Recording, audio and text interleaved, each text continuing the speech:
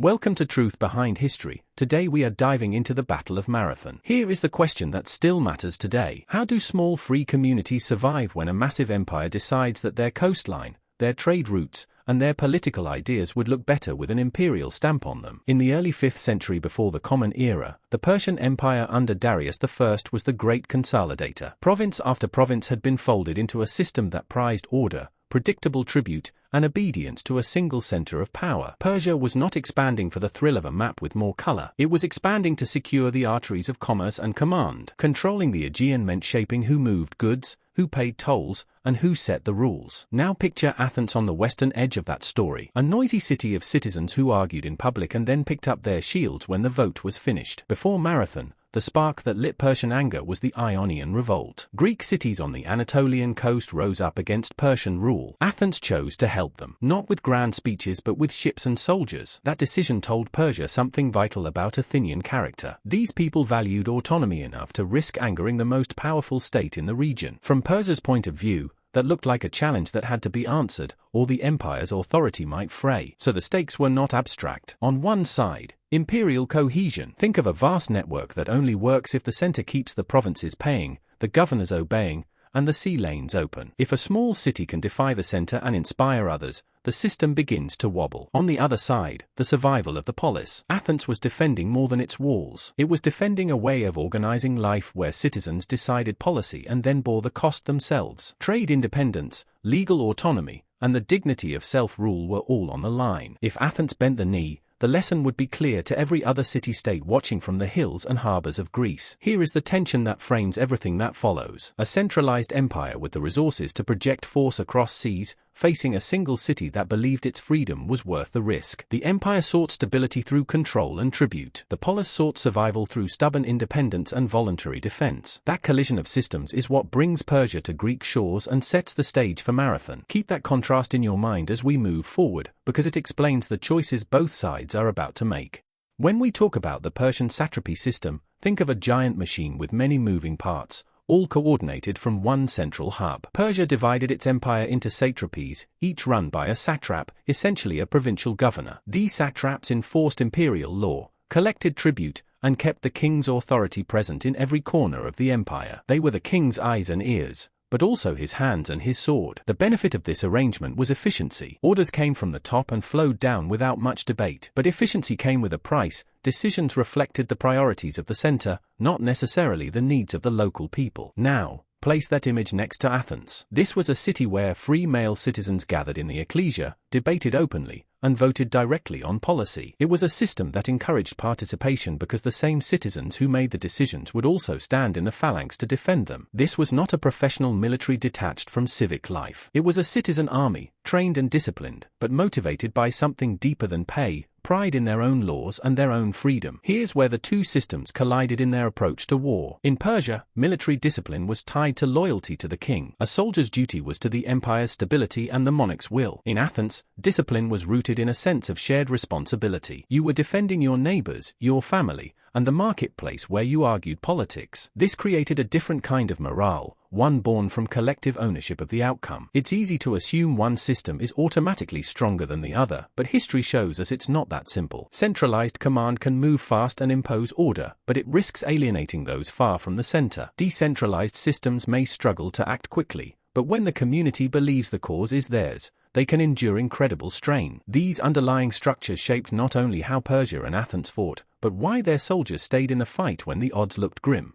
Before the first spear was thrown at Marathon, this conflict was already being decided in the minds of its leaders. For Darius of Persia, the objectives were crystal clear. Athens had meddled in the Ionian Revolt, and that could not go unanswered. If a city on the edge of his empire could defy him without consequences, others might be tempted to do the same. So Persia set its sights on punishing Athens, not simply as retribution, but as a warning to the rest of Greece. Establishing a strategic foothold in mainland Greece would allow Persia to project power across the Aegean and keep the Greek polis in check. This wasn't just about one battle, it was about creating an atmosphere of inevitable Persian dominance. Athens, on the other hand, saw the storm coming and knew that once the Persian fleet arrived, time would be short. Their strategy was bold: don't wait to be bottled up inside the city, and don't give the Persians time to lay siege. Instead, they moved early to the plains of Marathon, a location with terrain that favored the hoplite phalanx. This gave Athens a chance to control the engagement, forcing the Persians to fight on ground that reduced the advantage of their larger numbers. And they were not alone. The small but significant support from Plataea added both manpower and the psychological boost of solidarity. But there's another layer here that often gets overlooked: the economics of mobilization. For Persia, mounting a seaborne invasion across the Aegean required enormous resources. Ships had to be built, manned, and provisioned. Armies had to be transported and supplied across hundreds of miles. Every coin, every bushel of grain, every man pulled into service was part of an imperial system stretched to meet the king's will. Athens faced a different challenge. Their army was made up of citizen soldiers, farmers, craftsmen, merchants,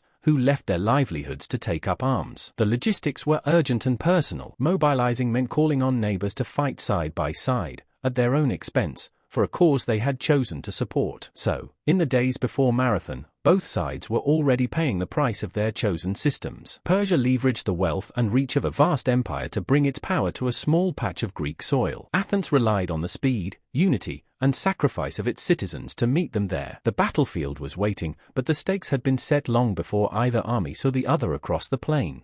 When the sun rose over the plain of Marathon, the Persians had the advantage on paper. They brought infantry, archers, and cavalry, a force designed to crush resistance through numbers and mobility. But here's one of history's intriguing mysteries: on the day of battle, their cavalry was absent. Why? Historians still debate it. Some suggest the horsemen had been re-embarked on the ships, perhaps to threaten Athens directly. Others think they were repositioned away from the field. Whatever the reason, that absence drastically changed the tactical balance. Without cavalry to harass or flank the hoplites, the Persians lost a major part of their flexibility. Facing them were the Athenians under Miltiades, who devised a plan as daring as it was risky: the double envelopment. He deliberately thinned the center of his line, placing the strongest hoplite formations on the flanks. This wasn't an accident. It was a calculated gamble that the Persian center would push forward against the weaker Athenian middle, only to find itself surrounded as the Athenian wings curved inward like a closing trap. To make it work, the hoplites had to charge nearly a mile, closing the distance before Persian archers could inflict heavy casualties. Imagine that wall of bronze and wood, shields locked, spears forward, pounding across the field in unison, a terrifying sight even for seasoned troops. When the lines met, the Persians pressed in the center, but the Athenian flanks held firm. Then came the moment Miltiades had planned for. The wings wheeled inward, catching the Persians in a deadly embrace. In close combat, the hoplite phalanx, disciplined, heavily armored, and trained to fight as one, proved devastating. The result was staggering. Around 6,400 Persians lay dead, compared to only about 192 Athenians. That kind of casualty disparity wasn't luck. It reflected tactical brilliance, disciplined execution, and the effectiveness of a fighting system built on cohesion and trust between citizens. The Persians retreated to their ships, their invasion blunted, their aura of invincibility cracked. Marathon was not just a victory. It was a statement that disciplined citizen soldiers, fighting for their own autonomy, could stand against the most powerful empire in the known world, and win.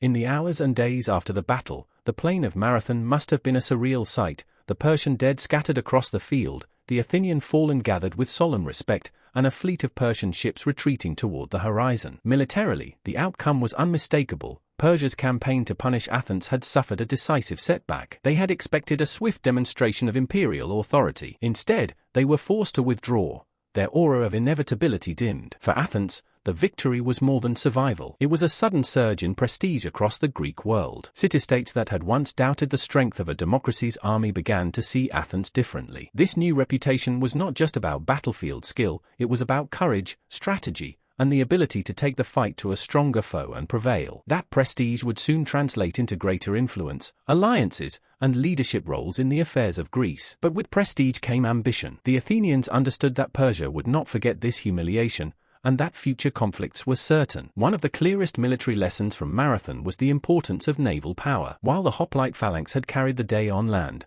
the threat of Persian sea power loomed large. In the years following the battle, Athens invested heavily in building a fleet, a decision that would shape not just their military capabilities but their entire political and economic trajectory. Economically, the victory provided a breathing space. Instead of paying tribute to Persia, Athens could direct its resources toward its own priorities: infrastructure, defense, and the development of its ports and trade networks. That breathing room allowed the city to consolidate internally. Political leaders used the triumph to strengthen civic unity, tying the story of Marathon to the values of Athenian democracy. The fallen were honored not just as soldiers, but as symbols of the citizens' duty to the polis. Yet, woven into this moment of triumph was a sober reality. The empire they had defied was vast, patient, and capable of returning with even greater force. Athens had won a battle, but they had also committed themselves to a long struggle against a power that could mobilize resources on a scale they could scarcely match. The immediate consequences of Marathon were glory and confidence, but also the unspoken knowledge that the fight for independence had only begun.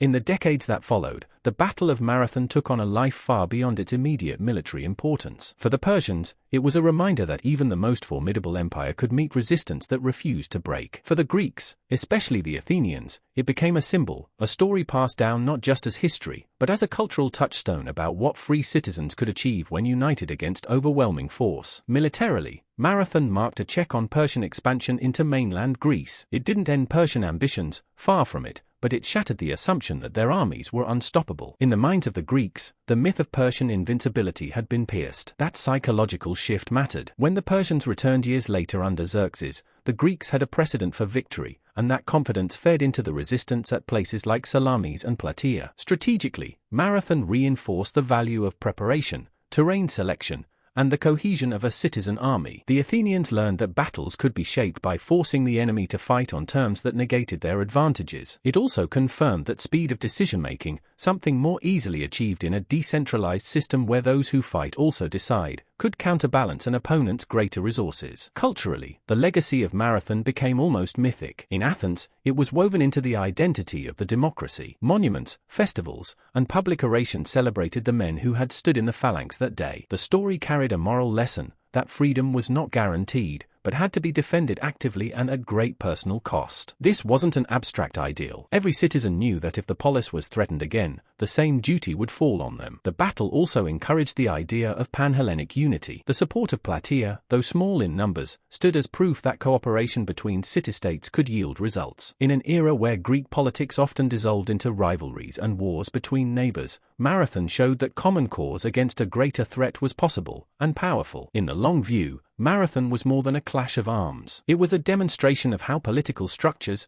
military discipline, and cultural values intersect to determine the fate of a people. Its legacy lived on not just in marble inscriptions and patriotic speeches, but in the very confidence with which the Greeks faced the next chapters of their history. The Battle of Marathon leaves us with questions that echo far beyond the 5th century before the Common Era. How fragile is freedom when measured against the might of a centralized empire? Is the resilience of a society rooted more in the structure of its government or in the shared willingness of its people to defend it? Marathon suggests that both matter, that political freedom and military readiness are intertwined in ways that can determine the survival of a civilization. The Athenians stood as a decentralized community, making decisions collectively and shouldering the consequences together. The Persians represented a vast, coordinated network under a single ruler's will. Each system had its strengths, but in this moment, it was the system where those who chose the policy also carried the spear that prevailed. Was it coincidence, or does this reveal something fundamental about the nature of resilience? There's also the question of contingency. History often tempts us to see outcomes as inevitable, but nothing about Marathon was preordained. The absence of Persian cavalry, the tactical daring of Miltiades,